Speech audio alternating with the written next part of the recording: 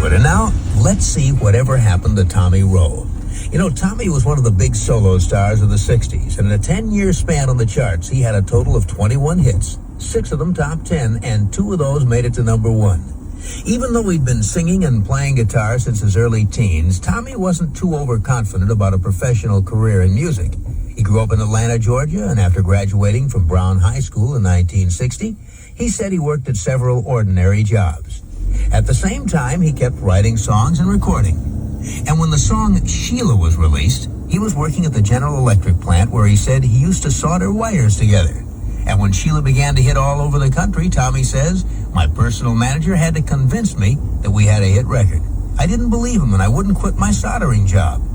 Well, finally he did, of course, and the record went all the way to number 1. Sheila was the song on which Tommy intentionally sounded like Buddy Holly, who had died 3 years before. Holly had been Tommy's idol, and his producer suggested the sound-alike gimmick to call attention to this unknown singer named Tommy Roe. It launched him on a career that lasted 10 big years. After the hit stopped for Tommy Roe, he got into horse racing. He owns a couple of thoroughbreds, and he's been racing them during the past several years. But last year, he got the urge to get back into music. So he moved from Los Angeles back to Atlanta, Georgia, and signed with Monument Records.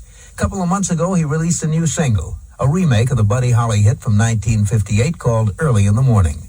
And that's whatever happened to Tommy Roe. At number 36 in our countdown on AT40, here's Olivia Newton-John. She debuted last week with Sam.